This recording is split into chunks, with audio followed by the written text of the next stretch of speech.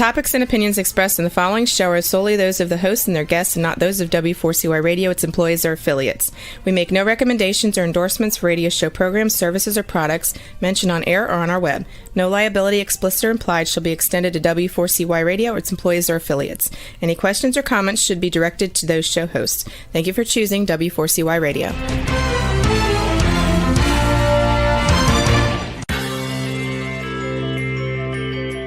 Who is January Jones? She is not a young, beautiful, talented actress on Mad Men. She is not an older, gorgeous, exotic dancer from the Johnny Carson show. She is an author, and she wrote, "Thou Shalt Not Whine," the 11th commandment that reached #1 at Amazon.com.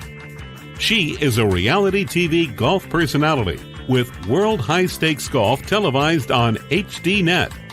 She is a humorist and winologist expert. She is your featured host today on January Jones Sharing Success Stories. So sit back, relax, and get ready to laugh and listen to Ms. Jones with her eclectic roster of guests as you learn life's lessons. These stories plus sharing equals success. Welcome, and remember, beware, because you are entering the no whining world of January Jones.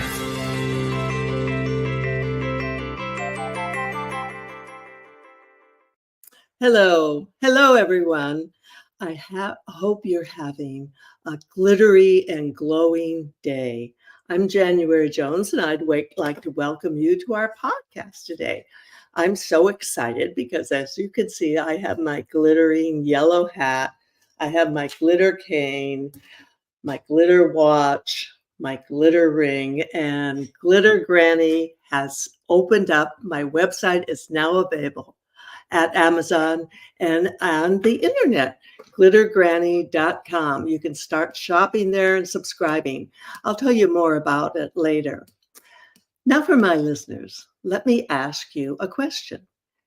Have you ever signed up for a training course anywhere, on the internet or at a school?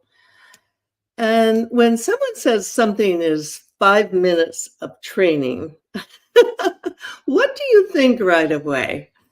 Are you thinking it might be a gimmick of some sort? Well, are you ready to listen to some new interesting information? Tell me, have you ever heard about a book by the name of Small Book with a Big Idea? The Power of Listening in a World of Differences. Yes. If you can answer yes or maybe to any of these questions, then you are in the right place. And I'd like to welcome you to January Jones Sharing Senior Success Stories. Yes, you heard that right, senior. Now it's time, rest, relax, go get some cheese, get some crackers, get a glass of wine, iced tea, whatever. Now let me tell you a little bit about our guest today. She was born in 1950, so that makes her a senior. In my opinion, that makes her a young senior. She is a living testament to the transformation power of poetry and the resilience of the human spirit. She is a Chinese American, and in her lifetime, she has dealt with anorexia and also with cancer. She's not just an author, but she is a visionary, a beacon of light, and an educator who embodies all the stories she tells. She is a graduate of Boston College, and it's my pleasure to welcome to our podcast today, Sara Ting. Hi, Sara. How are you doing today, dear? Hi, January. Thank you so much. And just a couple of minor corrections. It's a small book, 5-minute training to empower you and transform the world. Oh, 5-minute training. Well, that's what we're going to be talking about. 5-minute training. I don't think anyone has trained me in 5 minutes to do anything. Yes, and also it was my alma mater, Boston University. Yes. Oh, wonderful. Yes. Now, let's start with your background. Sure. Where were you raised? Who were your mentors? Tell us a bit about how your success story began. Sure. Well, I was raised in New York City, and I grew up at a time when the Asian population was very, very small in America. The American population at the time was about 152 million for the entire country. Okay. And the Asian American population for the entire country was a little bit over 330,000 Okay. for the entire country. So many, Yeah. many times I kind of experienced being the only one, like thinking going back, reflecting in elementary school, out of 600 students, my sister and I were the only Asian female students. Oh my God. Yeah. So Wow. I'm used to being the only one. And Yeah. I do remember, this is kind of funny. I do remember this one question a student asked me, and I was about maybe 10 or 11 years old, and the student asked Mhm. me, could I smile when I laughed? Oh, Could I see? I'm sorry. Could I see when I laughed? Because okay. my Right. eyes are slanted, right? And when I laughed, it turned into threads. So he asked me, "Could you see when you laugh?" That's a great question. I love that. It was an innocent question by a child, but it was profound for me because I never forgot that question. Mhm, mhm, mhm. Right? It made me realize at the tender age of 10 or 11, well, I guess I'm really different. So you were in New York City Yes. and the Chinese population. We lived on the West Coast for so long in California. And in the California area, there's a much larger Asian population. But I guess in New York, you were really, you stood out in the crowd, didn't you? Well, this was, in Queens, so not Manhattan, in Queens. And this, Huh? again, it was at a time when the Asian population for the entire country was very small. So we're talking Okay. about the entire country. And so it's Okay. true what you said, January, on the West Coast, it's true that the Asian population was probably larger than where Mhm. I was growing up in Queens, New York. And historically, if you think about it, there was the Chinese exclusion law in 1882. Okay. And that Chinese exclusion law um, was specifically designed to limit the number of Chinese American coming into the country because at the time it was they were building the transatlantic railroad across the country, and Okay. I know about that. the Yeah. Chinese American were willing to work much cheaper labor, and so there was the issue of Mhm. money and Mhm. the Irish at the time, they felt it was like taking jobs away from them, so they Oh, created this law called the Chinese Exclusion Law, excuse 1882. 18. And you know what's unfortunate, Janet, is because we don't have a national curriculum where everybody has a common understanding of our history. There are some Mhm. people who never heard about the Chinese Exclusion Law, and some people Mhm. who did. And that is why we have the challenges we have. And Right. there are some people who don't even know about the Japanese internment camp. Oh my gosh, yes, yes. And I have friends that in California that they experienced that. And so they shared their stories with me. And it's so sad that people don't know about. I mean, heck, people are still trying to find out about the Civil War. And then now we have all this discussion, this negative discussion about immigrants, which I just find it appalling. And yes, your point is well taken. People are uneducated. Yeah, and so it's unfortunate that we don't have a national curriculum, a common understanding of Hmm. the history of this country. And no country is free of its challenges with any kind of biases and prejudice. Every country has its particular brand. And when I do my training, my DEI training, I try and help people understand no one is a terrible person for having a bias or prejudice. They learned it. I mean, babies are not born into the world with prejudice and biases. They learn them. And so we really need to kind of reframe this whole issue. And I'm so sorry, my camera keeps kind of tilting here on me. But we need to reframe it. We need to reframe it and realize that in order to grow as a person, personally and professionally, we just all need to have to work on ourselves and overcoming our biases.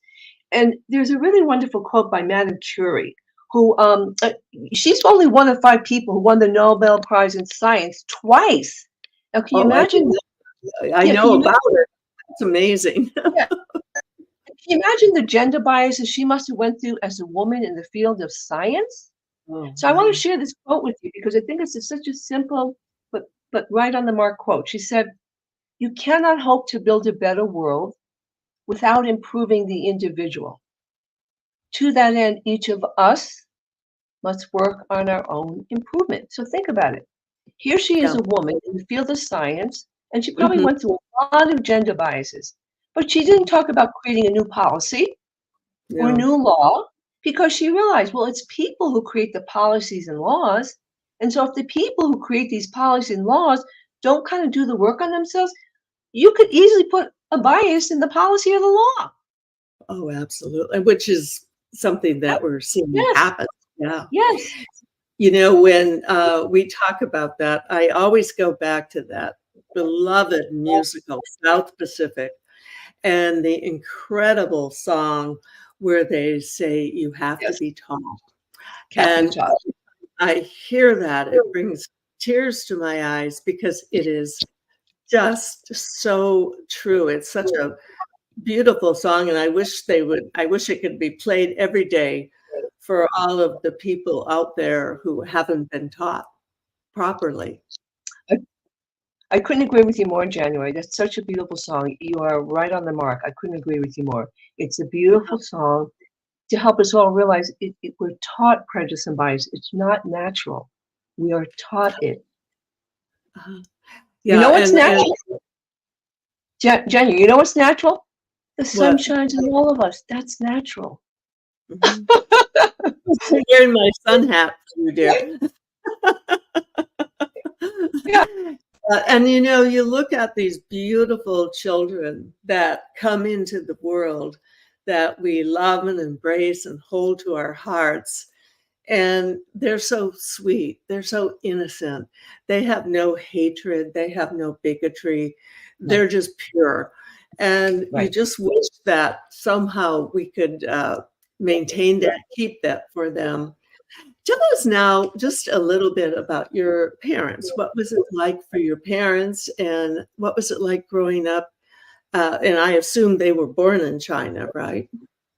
Right. Both of them were born in mainland China. And they Mhm. were newlyweds when they came to America.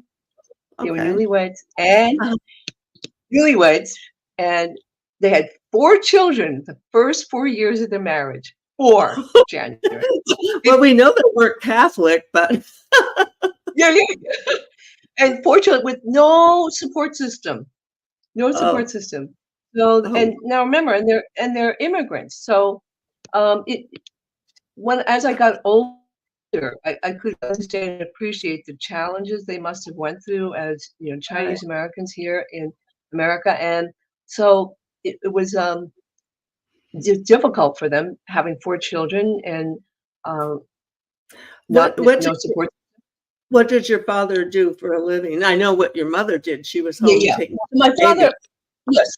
So my father was at the time a diplomat representing the nationalist Chinese government, and he at one point he had to make a decision to go back to China because the government wanted him to go back.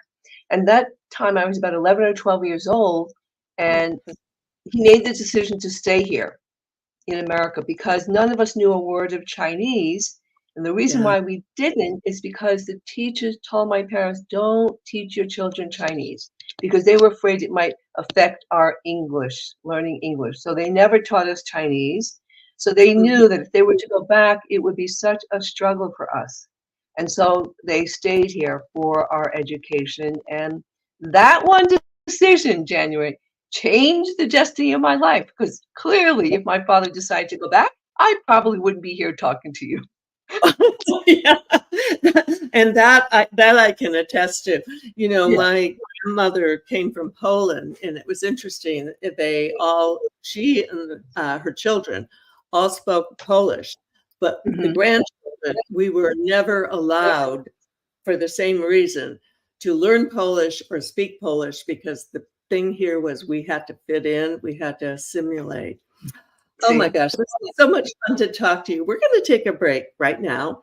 And great. you're not a whiner, but this break is for people who whine or if you know someone who whines. Lately, there's a whining epidemic in our world. People are even whining about whining. Are you sick and tired of listening to everyone whining all the time? So was January Jones, the author of Thou Shalt Not Whine, the 11th commandment that reached #1 at Amazon.com. Ms. Jones based her book on a survey of the top 10 things that people whine about at all ages and all stages of life. January is a success coach that can tell you how to help others. When you buy Thou Shalt Not Whine, the 11th commandment, you'll find out what people whine about and how to stop them from whining. This is the perfect gift book to give or get for any occasion. Thou Shalt Not Whine was voted the best gift to be given anonymously for those special people in your life. Ms. Jones is an internationally known author in the style of Irma Bombeck, specializing in housewife humor with her book being published in Korea and China. You can find Thou Shalt Not Whine at Amazon.com. Welcome back with my delightful senior guest today, Sara Ting. And Sara, would you share with my listeners your website, your information, how they can get your book? Sure. Well, I actually have two websites. One is asthesun.net. So sun, S-U-N, as the sun, S-U-N.net, and sarating.com. Sarating.com. Ting. Okay, wonderful. And I was reading background and doing research on you before the show, and there's this mention of this incredible poem that you wrote. That's another thing that totally changed your life too, didn't it? It certainly did, January. That's why I wrote the book. It's inspired the book and all the work I've been doing for the last 30 years. Okay. Now, for our listeners, could you recite the poem? Sure. So it's called the Sun Poem, S-U-N. It says, "Are you greater than the sun that shines on everyone? Black, brown, yellow, red, and white. The sun does not discriminate." Can you get any simpler than that, January? The sun does not discriminate. I mean, I'd say that poem just tells it like it is, basically where we're both coming from. So once you wrote that poem, was it published, or tell us how this all germinated, how you became such a Sure. renowned author? Well, the poem was written in 1978, and it was written in a personal journal. It was actually never meant to be public. Oh, okay. Interesting. And the poem came out of a journey that I was on, a spiritual journey to learn about God. Mm-hmm. Mm-hmm. And so I was one of those people. I didn't know if God really existed, but I was willing to go on this journey and learn about God. And I thought the best place to learn about God is find a place of worship, right, January? A place of worship. Well, you would think. And so, yeah, I know, you would think. And so I get all excited. I'm going to learn about God. I'm just going to find a place of worship. And so this is in Boston, and there are many, many churches in Boston. And this is back in the late 70s. Okay. And I go to this first place of worship. I'm all excited. But then at the end of the services, I'm hoping someone's going to say good morning or welcome to me, something. But Mhm. nobody says one word to me. It was like I was invisible. I wasn't there. So I Oh. thought this was strange. And I said to myself, I don't think I'm going to find what I'm looking for here. Right. That was easy. Yeah. I said, I am determined to find a place of worship. So I go to another place, same thing happened again. So then I Oh. thought, okay, maybe I'll go across the river to another church. Another Sunday, I go a place across the river and I find this place of worship where the music was perfectly divine, absolutely beautiful. And this was actually a predominantly Black church. All the other churches were predominantly white. So now I'm in a predominantly Black church. Mm-hmm. But the same thing happened. Nobody said good morning, not one single word to me. And I said, okay, we'll try another one. I go back across the river to another community. And now this place is mostly elderly people, and there are not too many people. I'm thinking, oh, this doesn't look like it's going to be around too long. So I Yeah. left. And then I said to myself, I'm a very outgoing person like January. I don't have any problem saying good morning, hello. I'll go back to Boston. So I go back to Boston and I come to this place with about 200 people. And I Uh-huh. look around at the end of the services. I see this couple. I go, they look like a warm, friendly couple. I'll go up to them. So I go up. I introduce myself. I said, this is my first time here. How many years have you been coming here? They go, several years. I go, good. And I'm hoping to have like an engaging, warm conversation. No, Nothing. it was a Wow. light conversation, and they walked away.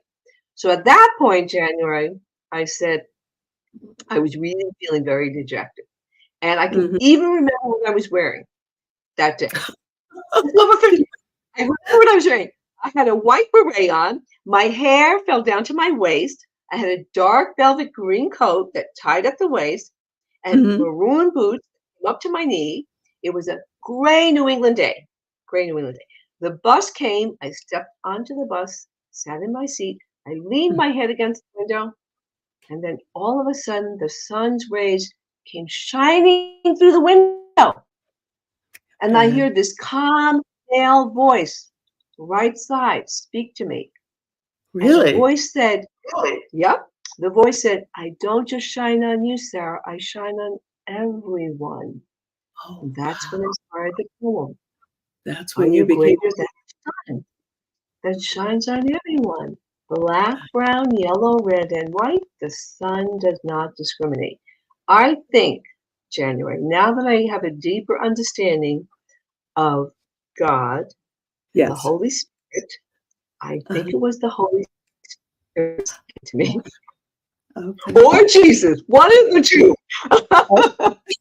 and, Well, and that that's I can go with that, and it's interesting, looking back when you're speaking, I'm thinking about my childhood. I was raised Catholic, and, we went to church and all the time. And at that time, at the end of the services, strangers would come in and it would be hello, goodbye, whatever. No one ever reached out. But then now they have a ceremony where people shake hands with everyone around them. And I'm thinking, why couldn't we have been doing this for years and years ago? Let me ask you, what were you raised Buddhist, or were you no, raised? thank you for that question. My parents, I was raised Presbyterian, and so Oh. we were introduced to churches, but it wasn't indoctrinated in us. All I Mhm. knew is that okay, there is this entity called God, Mhm. and we went to church. But did I really believe in God? As a child, I can't honestly say yes. That's why I Mhm. began this journey in my 20s. Mhm. Mhm. Now I absolutely do deeply believe in God.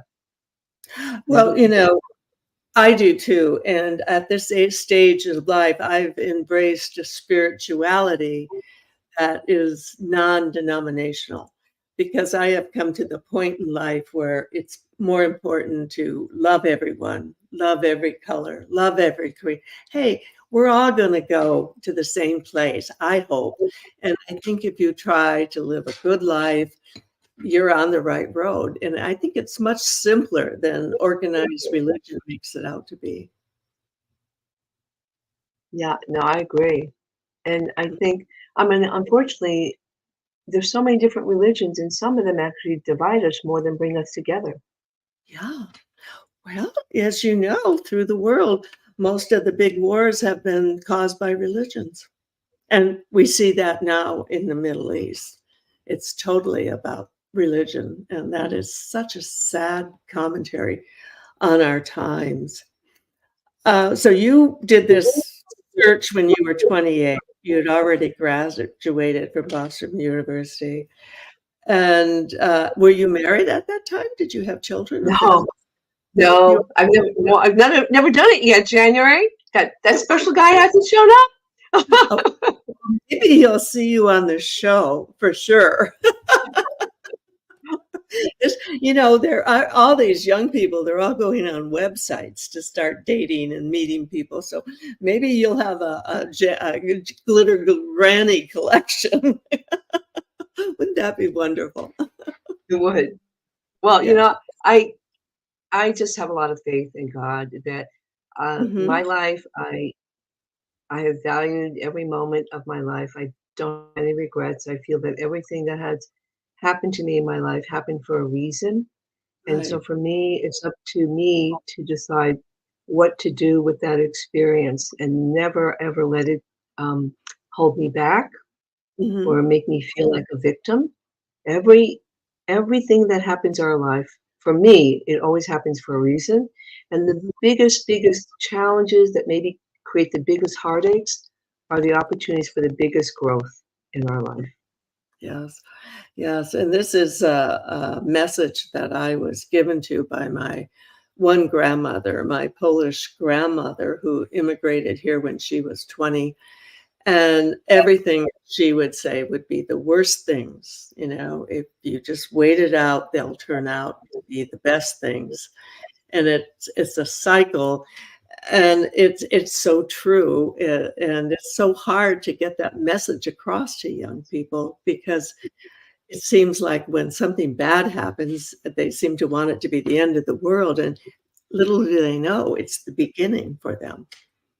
The And you I, learn and I, you learn from the bad, negative things. Yeah, I those agree are with you. Yeah, I agree with everything you said, January. I think part of the challenge for the young people today is, social media and internet and this digital yeah, world didn't exist 30 years ago. Now it's like instant everything. And so it's conditioning us to be impatient and want everything instantly. And I have to be mindful to myself.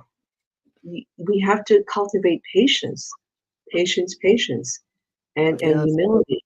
These are two important qualities I feel that is important for us to cultivate so that we can lead happy, fulfilling life, especially, the humility and the patience. It's really, really important. mhm. And then one thing as you, grow older, it's very important to, realize that the big thing in life is gratitude. A lot of people forget to have gratitude for the wonderful things they've been giving. Now, you're talking about in our next segment, we're going to take a break and talk about some priceless personalities who have been on the show. But when we come back, I want to discuss this 5 minute thing because as in the opening, I don't think and I've ever been able to learn anything in 5 minutes. So, when we come back, we're going to discuss that with Sara Ting, and right now, we're gonna hear about some other amazing priceless personalities who have been here on the show with us. Have you ever met someone who was unforgettable? Someone who has touched your heart and soul? People who have faced difficult problems? People who have struggled to find solutions? People who fearlessly shared their stories? People who have not only informed you but inspired you? People who have priceless personalities? I have been fortunate to host an internet radio talk show called January Jones Sharing Success Stories, and it has been my privilege to interview hundreds of guests. My guests have shared their stories, their struggles, their secrets, and their successes in their own words. In this book, we're talking about people dealing with problems such as incest, molestation, runaway kids, child abuse, drug abuse, polygamy, unemployment, scandal, and starting over. Then there are my guests dealing with difficult physical struggles such as blindness, cancer, and birth defects that are beyond traumatic. My guests have all been exciting, eclectic, and energizing. They have amazed, amused, and even astonished me. I have adored getting to meet them, and I adore sharing them with you. Attention all listeners. Priceless Personalities, Success Stories Shared by January Jones, Volume 2 is now available at Amazon.com in paperback and Kindle editions. You'll be able to meet 10 amazing people who will be sharing their own personal stories with all their struggles, successes, and solutions, sprinkled with lots of humor and hope. Priceless Personalities features a teenager who becomes one of the famous Supremes from Motown, a nurse who as a humorist helps people to heal, an inspiring laughter yoga instructor, a mother dealing with the loss of a child, an incredible motivational speaker, a woman who married 5 times, a gifted paranormal nurse, a wise economist, a funny female humorist, along with an older man sharing his sweet childhood in the Deep South. January's guests are all amazing and amusing. You will never forget meeting them. Go to Amazon.com for your own priceless experience. Welcome back with my delightful senior guest, Sara Ting. Now, this book is amazing, and I'd like you to share a little bit about what prompted you to write it. Small book with big ideas, 5-minute training with, I want to hear all about who you can train what in 5 minutes. I know. Well, January, first of all, thank you so much for having me on your show, and thank you for your book, Thou Shalt Not Whine. I couldn't agree with you more. Yes. So before I tell you about this book, I want to let you know that the Michigan National Guard ordered 200 copies. Wow. That's the National Guard. And Unilever, which is a global company, they sponsored 5,000 for a national conference. Now, you and I know didn't place these orders because they liked the title. Someone vetted the book. They vetted it before they placed their order. Okay. And so you're probably going to be shocked when I tell you this book was inspired by the Sun poem. Okay. Good. Well, that should Wonderful. give you a little bit of a hint, the Sun poem. And so what I realized, January, is that some people, I need to break the poem down for them. I need to take it word by word, line by line. So the 5-minute training, I set people up. Before you take this 5-minute training, go into a quiet place, turn off your cell phone, and be prepared to give your full attention to each word on the page of this book. Okay. Remember, no cell phone, no noise, your full attention. And here's the most important piece. And be willing to put your pride and your ego aside. Okay. Okay. Right? Right. Okay. Right? Well, this is going to be a challenge. Right? And so we break the poem down in the first line. Are you greater than the sun? That's the sentence on the first. Am I greater than the sun? Of course I'm not. Keen that shines on everyone. Now here's where it gets challenging. Black. The word black is on the page all by itself. How do you really feel about black people? Okay. Right? Then the next brown. So these are just one word on one page. Brown. Okay. Yellow. Red. The whole thing takes 5 minutes or less. And the last line, the sun does not discriminate. Oh, that's wonderful. You have now taught me something in 5 minutes. Well, I actually knew that before, but for anyone who's listening, this is a very powerful message you're putting out there, dear. Yeah. Thank you, January. And you know what, January? You might find this hard to believe. I find it hard to believe. Let's just pretend you and I were friends when I wrote this poem. We knew each other. And you said to me, Sarah, what does this poem mean? And I tell you what it means because I wrote it, right? Fast forward 20 years later, I go, January, remember that poem you asked me about? Yeah, I remember, Sarah. And remember when I told you what it meant back 25 years ago, 30 years ago? Yeah, I remember. Well, January, guess what? It means more than what I told you, and I didn't realize it at the time. Yeah. What does that tell you? Yeah. Yeah. You were, I'd say, an instrument of delivery. And when you say, I refer to it as the spirit, the unknown spirit that actually communicates with all of us, in my opinion. I think if you turn off all the electronics and take time, you'll actually get messages from the other side. Not necessarily what you want to hear, but probably what you need to hear.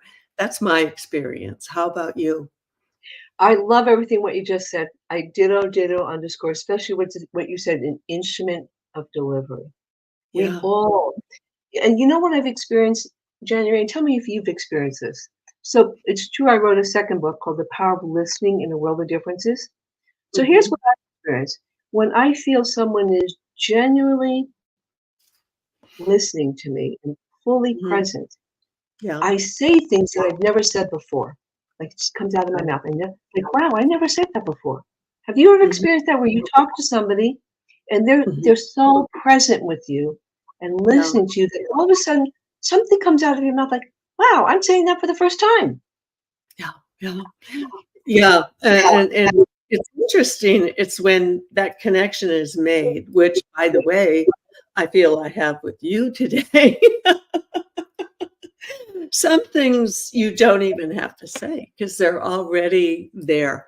And I think we've walked down some of the same roads, some of the same paths.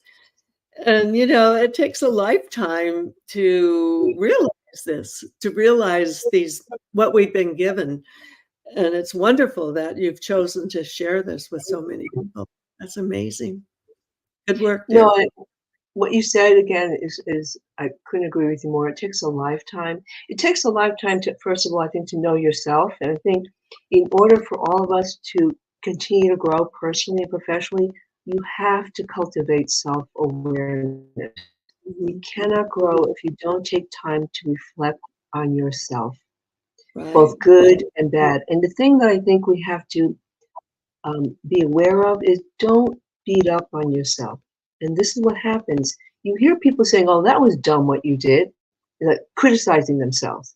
Like that was Mhm. the stupidest thing you ever did. And so you just have to be mindful of the things you say to yourself. We have to be our own best friend. We have to know how to be gentle and compassionate. And of course, yes, we make mistakes. And those are the times when you need to be the most compassionate with yourself because Mhm. the world has become so impatient with one another because of the conditioning, like immediate click, you get this, click, you get that, click, click, click. And we are in this world where everybody has the opportunity to create their own little world. Literally, Mhm. literally. And Yeah. I sometimes I ask myself, well, when do you get to interact with somebody? You go outside and you see these people wearing ear pods. So Oh, I yeah. don't talk to them if they're wearing ear pods. And so I'm saying to myself, what? So do you only want to talk to the people that you know? Well, Or think the way you think. yeah. But how do we grow? It's amazing when I take my walk around this beautiful pond and I don't talk to every single person I meet. I let the Mhm. spirit move me. But Uh-huh. Yeah. I met this one woman, January. She told me she walks to work every day and it's an hour walk. 1 hour. She walked to work every day. And then I said to this person at the post office, I go, I met this woman. He goes, well, a young man does the same thing. He walks to work and it's more than an hour. I go, you're kidding me. See, I mean, Well, how did I learn this? By talking to people, you know? well, I hear you because the other day, this is so good. This is a fun story. The other day, I was in the parking lot and I backed up. And even though I had my camera and all that, I bumped into another car. The lady got out. I got out. We kind of took pictures with our iPhones because that's what people do these days. Turns out we've now become best friends. See? And we go out to breakfast with our husbands once a week, and we have Polish grandmothers. We both are Polish, or we thought we were all Polish, and we just had this connection. And, if you just put it out there, it can happen anywhere. Absolutely right. And one of the reasons why I wrote this book, January, is because going back to, I realized that for some people, I just really needed to break the poem down for them and to help them fully understand the depth and breadth of it. Because I can almost guarantee you, a year from now or 2 years from now, if you reflected on this poem, you might discover something new for yourself that you didn't realize at the time. And so, to me, I remember this interview with an author, and he was a best-selling author like you. And he said in the interview, he said, write because you have something to say. Yes. So when I write a book, it's because I feel I have something to say that's not being said. And clearly, I know for a fact, because I wrote the poem, you will not find this poem anywhere else in the entire world. You will not find this exercise anywhere else. And to me, this book is timeless, universal, and transformative. It can serve people for the rest of their life. It's not a trendy book that will be outdated. Put it this way, the day the sun no longer shines, you can throw the book away. Well, that's why I feel our connection is so incredible, because I was doing the research and I really didn't know what the name of the poem was. I was just kind of in my mind looking for it and thinking, and I was getting ready to do the show. And I have to tell you this, I have never worn my yellow glitter hat on any other show. Oh, really? Yeah, really, that's true, honest. And so somehow I found my yellow hat and my fun beads, and I was ready to welcome the sun. Yeah, that was amazing. You were.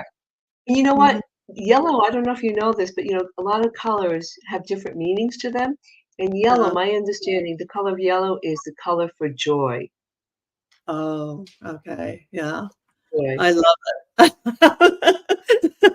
Well, this is a first for yellow. I hope we get a lot of listeners. Yeah. I hope the message goes out to everyone. It's been really fun connecting with you. What do you do now for a living besides being a brilliant writer? Well, so this poem inspired this wonderful nonprofit called World Unit Inc., which I've been dedicated to for now 30 years, World Unit Inc. And I do diversity inclusion training, and I give talks. So I pretty much have dedicated my life to advancing equality for all people. This book is one of the tools, and my nonprofit is really where I have devoted pretty much most of my time. And believe it or not, January, the poem has also inspired this beautiful landmark, a permanent landmark. There's a design concept for it. It has been accepted to be part of Dorchester Bay City development, so it will be a permanent landmark with this poem so that the truth will never be distorted. Future generations will know what equality is. And the poem also inspired a song called We All See the Stars. And the song was performed at the United Nations by children. And the children love the song. The challenge, January, but maybe it being on your wonderful show will help. There are millions of children who don't know the song. Millions. Yeah. And the children who learn it, they love it. One little boy said when he sings it, it makes him feel like he can do anything. We want all children to feel that way. And another boy said when he sings it, it inspires him. And here's the most powerful one, January. A little girl named Annie said, one day the world will hear this song and it will stop discrimination. Her words, not mine. That's how powerful she felt. One day the world will hear the song and it will stop discrimination. Okay. Yeah. And when I'm looking back on my life, one of my daughters, they all were ice skaters and they would do these performances and everything at the ice rink. And I would get to help them choose the music. And for one of the recitals for my daughter, Brooke, I chose the song Here Comes the Sun. And I made her a rainbow skating outfit. And when she skated, it just brought tears to my eyes. And her skating was the same message. The sun does not discriminate. The sun's here for everyone. The sun loves everyone. Yeah. Right. So Yeah. the question becomes, answering that question, am I greater than the sun that shines on everyone? So we just have to be willing to kind of look inside our hearts and our soul and ask ourselves, well, how do I feel about this group, this group? Like, just go down the list. It's not any more complicated than that. And we just all, to me, the poem can also help root us all in our humanity first. That's what we all have in common. We're all human beings first. That's where we need to be rooted. The differences are the beauty of who we are. So when I go out into the world, I'm a human being first. I don't go out into the world, oh, I'm Chinese first. No, I'm a human being. I don't look just to connect with the other Chinese people. I'll connect with any human being. And so the question becomes, what holds us back from talking to somebody who maybe looks different than us? What holds us back from saying hello or talking to somebody who has a different point of view? Why are we so afraid of one another? And one of the big points I've made in Thou Shalt Not Whine, and I call it the smile cure. And I was born, I'm a contagious smiler. I smile. One time I had surgery and I was in the recovery room and the doctor says, "Why is she smiling?" But when you smile, or like when you're in line at the post office and reach out to someone and smile, guess what? There's a connection. It happens. It's that easy, isn't it? It is. Yes, it Yeah. is. And I don't know how we got this way, where we're so afraid of what, well, I do to some degree. Again, I go back to social media and the internet, which Yeah. is a powerful tool that's promoting and perpetuating different biases and prejudices and feeding people's fears, unfortunately. And so we have to be very mindful of what we're taking in and what we're holding on to. Yeah. Well, I think that it's been such a long time. Your message is pure, so loving. And I think that we just have to share this with everyone we know. And it's been incredible having you on the show today. I always ask everyone before I close out, if you could invite one person, living or dead, besides me, to have dinner with you, who would you invite? Oh, you know what came to my mind? Who? Mahatma Gandhi. I don't know. That was who popped into my head. And then maybe Jesus Christ. And then if we're doing it together, we should throw in Mother Teresa. Yeah. Mother Teresa. Yeah. And by the way, I don't know if I mentioned this to you, but I did have the honor to deliver a TED Talk. And so the poem is in my TED Talk, and it tells two other dramatic stories of how the poem impacted two women. And I mean, it has been quite a journey for me. And there is this force greater than ourselves, because things have happened to me along this 30-year journey that is kind of you would just be like so shocked. Now that who would have predicted that? I mean, for example, I'm having Christmas dinner. We have to go because we're closing up. But this just is an opportunity for me to invite you back to give your TED Talk on my podcast in the future. Would you be willing to do that? Deliver the whole thing? Well, maybe portions of it. Just the highlights. Just the highlights. Yeah. Oh, we have to go, and you surely must come back. And for our dear listeners, we hope you've enjoyed our time together. We've tried to be inspiring and informative. And remember the most important message I have for all of you. Keep smiling, stop whining, and go out and reach out to everyone and spread the love and your smiles all around. And, then I always say, if that doesn't work, then you can just start eating chocolate. Lots of chocolate. And here's Sunshine, Glitter Granny, saying, thank you for being with us. Stay safe. Come back soon. We love you. Thank you. Thank you so much, Jen. We want to thank you for listening to January Jones Sharing Success Stories. Always remember Ms. Jones' personal mantra, if you can think it, you can do it. That's what all of our guests have done with their lives, and so can you. You are the ultimate success coach in your own life. All you need to do will be to start sharing your own story with your family and friends.